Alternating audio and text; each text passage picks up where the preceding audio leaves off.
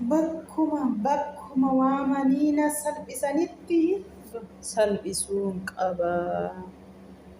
Dhuguma bakkuma nama waamanii nama salphisan sanatti salphisuun qaba. Assalaamu alaikum warahmatullahi wabarakatuh. Ashama harka fuuni akkam jirtan nagaa qabdanii baga jiraattanii baga sa'a kana geessanii waan lama isinii qabadhee dhufe duraan dursatti hayyuuni idduma waamanii na salphisanii nama natti kofashiisan sanatti waamee salphisuu qaba. Qaxaqqateen akkasiin godhe isinitti agarsiisu natu beekaa jettee warra soddaa dhiiste garu warra soddaa dhiiste ishee tokkollee argatte warra soddaa immoo dhiiste. Ay miskiina wallah. Akka kanaan sobdee intalli bilbilarraa kaasuu dinnaanii amuutiinii daawwaliitii iifatamu gaafadhaa jette. Amuun immoo dhuguma see bilbilee koottuu jennaan hin dhuftee isheen dhuftee maaliif na waamtee jettu. Sobdee hayyuun keenya egaa tooftaatti hojjettee uqqufaatee na dhukkube bishaan naa fidaa jennaan intallillee dhuguma seetee as qaqqabdi miskiina.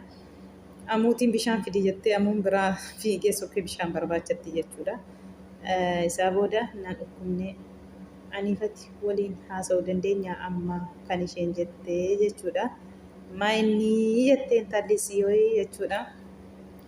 Amma dhiifata mana gaafattamoo gadattee dhiifata manaan jettamoo akkamiidha jettee jennaani.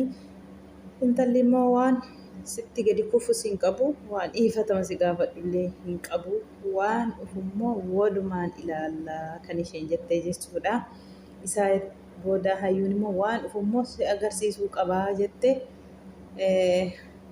otoo dhaabatanii wal muggutanii isaa booda hayyuun qabdee cafattee intala of jala keessee achitti tumtee jechuudha. Taraashee liqii gadda baafattee natti fakkaata. Dhugaan talli jala miskiina wallahi akkuma cuuciin daakkoo jala ciisti. Qabattuu illee hin dandeenye ofirraa illee orkuu hin dandeenye takka illee ofirraa kabaluu hin dandeenye jechuudha. Isaa booda otoo isheen achiin biti jettu geessa dhatta gacciisa achuma gattaa'i jettee gadi qabdi lafatti hayyuun jechuudha. Isaa booda anuutu dhufee addaan isaan baasee wal diraatii jechuudha. Dhaanna dhukkubnesii kanii waan isin jedhee fi dhiifatamus gaafachuu miti reebuu fi waamee jettee jirte hayyuun. Ani tumuu fi waamee malee dhiifatama gaafachuu fi waamne jettee jirti. Tumtee agarsiistee jirti. Egaa hayyuun keessan qarmatti miti egaa hayyuun keessan jette sayyu. Mimmi'eessee mimmi'aayee akka kana namni tanii nama lolu jette. Itti fakkeessee mimmi'eessee akka kanaan isinitti agarsiisa malee qarmatti miti jetteetti. Kana tooftaatti hojjettee akka aanuun irraa biraa deemu gootee kaatee qabdee liqii gaddaa baafattee jirti. Ishee tokko ishee haftes immoo amma isinii iyyeessa akka ta'ee jettee jirti. Taraa ishee tokko eegganna taraa ishee tokko arginee jirra. Tumi abbaa argite hayyuun kun mirga keeti maaltu si arga jetteeti. Achi keessa jirtu karma sanarra kan jirtu dhiiras ta'e dubartis ta'e sirreessi karaarra buusiiti. Qaxxeeni akka sana adeeman godhi maaltu si gaafata jetteeti. Itti muddi hayyuun. Hayyuun keessaa kanaa booda eenyuutu halkan natti fudhatu natti jette. Maaliif lama taatanii na reebdanidha. Isheen illee si reebuu hin qabnu. Garuu immoo situyyuu waan hin taane keessa gali nuti si waamnee si gaafachuuf malee si reebuuf hin dhufne. Ati immoo waan hin taane keessa galtee waan hin taanetti dubbatte jennaan si reebne. Isa si reebne sanaaf immoo dhiifatama guddaa jette mucayyoon iyyuu jechuudha. Waanuma nagaan bu'useetee jechuudha. Sheexaanaa jenna. Sheexaanaa naan jettaa jettu fuutee marammartee of jala keessa jechuudha. Ana sheexaanni jettee jechuudha. Achitti tuttumtee achitti qursii ishee kennitee fi achuma gangalattee kaatee karaarra buutee deemtee gamaal gootiree intalillee akka gaafa dura lama ta'anii harka lamaan qabanii cafaqanii hin jiru inni gaafa sanaa har'a taraa cafaqamuudha jechuudha. Kana dhagama biddiriin jechuudha. Harkuma irratti deebi'ee jechuudha. Ittaansee immoo Ikiraamiin egaa akkuma beektanii jidduu gaddaa lolarra turtee warra abbaa manaa haadha abbaa manaa wajjiniin jechuudha. Abbaa manaa ishee duraanii haati diggisii gootee itti wal fuudhan waamtee jirti natti fakkaata. Amma immoo deebitee hiikii jettee jirti. Mucaan immoo akkamiinanii garaatti inni isheen baattu ilmoo kootii jedhee jira. Hin barbaadu anatu guddifata ilmoo deessee naafaa kennitu garuu jireenya ishee wajjiniin jiraachuu ati akka ishee wajjiniin jiraattu hundumaa hin fedhu hin barbaadu kan isheen jettee jechuudha.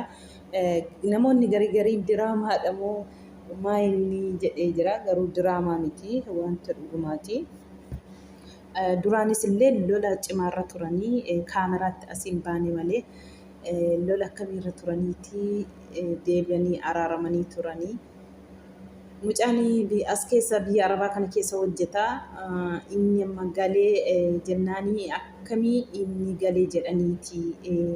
Garuu jecha ishiin jettillee aarii keessaa viidiyoo kaleessaa irratti waan baay'ee haasofte Kiraam jechuudha. Wallahi maatii isaa waan akkasii qoshaashaa maaloo waan baay'ee miira aarii keessa galteeti isheen illee jechuudha. Gizee akkas ilaalu immoo namni immoo maatiitiin gizee namatti dhufu. Ijaarri lamaanuu maatiitiin walitti dhufanii jechuudha. Kuni jireenya miti fitanaa yeroo hundaa Kiraamirraa hin beeku waansa. Hixaan ammuma ganamaati jedha Oromoon mammaas. Hixaan ofii kun gizee tokko ammuma ganamaati. Inni duraas akkasuma tosa qaayessuu hiikee ammas immoo darbitee jireenya biraa qabattu jireenya biraas akkasuma wallahi rabbiin hiree ofii kana nama qayeeshu hiree keessa rabbiin hin balleessinii wallahi. Kanatti kan amma isheenii isa dhabaniiti sanni akka harree isarraa nyaachuu isa ergachuu baranii maatiin isaa muluunuu ana addanaa taa'ee dhaabiin oowwanii wanta inni dhufee as jiruu fi akka inni deemu barbaadu ani immoo deemtu jedhee jennaa. Kanaafidhaa isa nyaachuu mi'eeffatanii isa xiqqeessuu isa mi'eeffatanii fi kanaaf tidaarii inni qabannaan maraatanii naatiif baaf galana orkanii jiru. Haati isaas maatii isaa muluun jettee himattee jechuudha. Haati jimilaamatti guyyaa lama viidiyoo irratti dhiyaattee hiikii jette isheen hiikii hin barbaadu. Jimilaamatti hiikii inni wayin ana wayi ishee maraxadhu. Maaliif akkasitti taati jedheenna hin ta'u akkasitti meera mari'adhu itti ilaali. Kanaaf nati na waamtee jettee haati jechuudha. Furmaata laannee fi biraa deemtee mucaan immoo gaafa Kiraamii fi haati wal lolanii Kiraam bira dhufaan jiru mana dhiisee haadha bira galaa jira. Garuu immoo sobee immoo Kiraamiin immoo ani goddanyoota koo bira jira jedhaa jira. Kan inni jiru immoo haadha isaa biradha. Kiraam immoo obboleessi isaa halkanii barri natti banatee jettee jirti. Obboleessi kee jennaan haadha koo bira jira naan jedhee halkan kana maal hojii dhufee guyyaa haa dhufu sodaadheenii achumarraanii uffata siin fudhannee mana baqadhee baay'inii suuqii koo bulee shinti beetiin jiru homtiin jiru uffata tokko fudhadheen baanee mana keessaatii kunoo firaashitti kana haphii kana gannadha. Akkuma argitan kana diriyaa kana uffadheenii jette kun argaa jirtu jechuudha. Diriyaa isheerra jiru diriyaa gurguramu fuudheen ofirra buusee as bulee suuqii kana keessaa fi sobee achi taa'ee obboleessa sanatti ergee kan isheen jettu. Baay'ee tokko ulfaata jireenya akkasii keessa wal gashanii akkas wal gochuun ulfaata hundumaafuu rabbiin haa qeeshu carraa ofii kana rabbiin carraa magaarii namaa haa taasisu wallaahi laazim namni ilmoo namaa fatanamuun bareedaadha. Fatanaa booda gammachuu jira eenyumaafuu garuu inni akka Kiraamiin kuni baay'ee tokko ulfaata wallaahi. Takka gizuma hunda kana viidiyoo irratti boo'ichuma bakka akka nama maraatee harka hidhuu luka hidhuu waan akkas carraan ta'ee fi isatu beeka.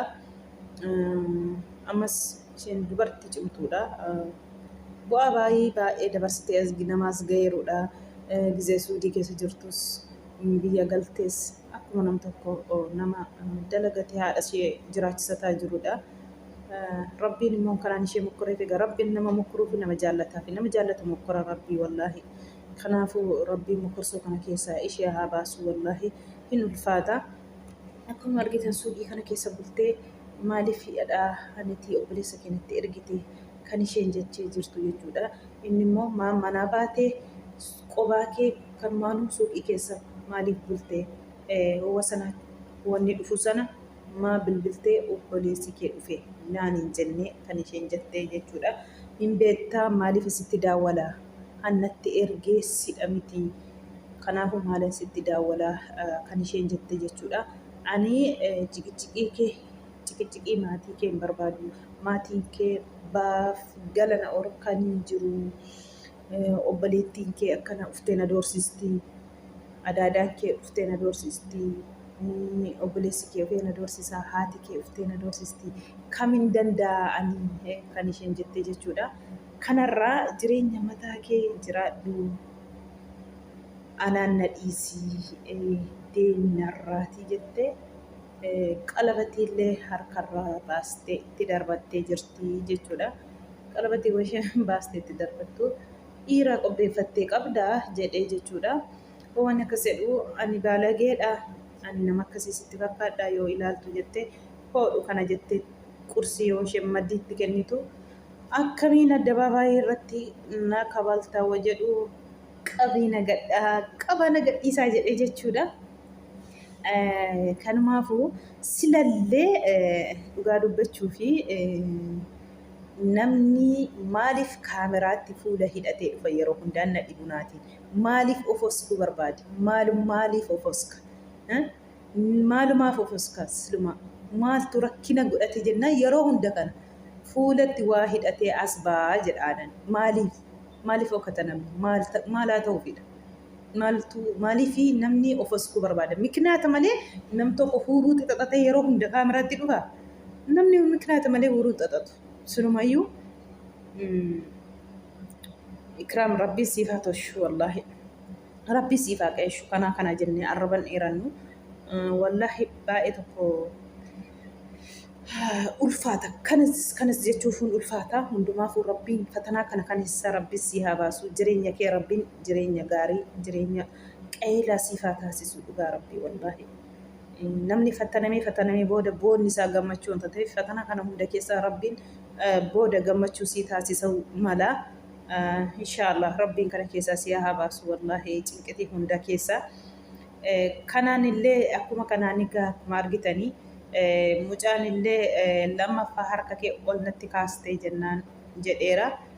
Baay'inarra jettee baastee suuqii keessaa jechuudha isallee akka kanaan boo'ichatti kaatee baay'ee tokko rakkisaadha. Kanas jechuun in ulfaata. Rabbiin cinqitii kana keessaa ishee haa baasu jenna. Fatanaa kana keessaa rabbiin si haa baasu wallaahi. Fatanaa booda gammachuu.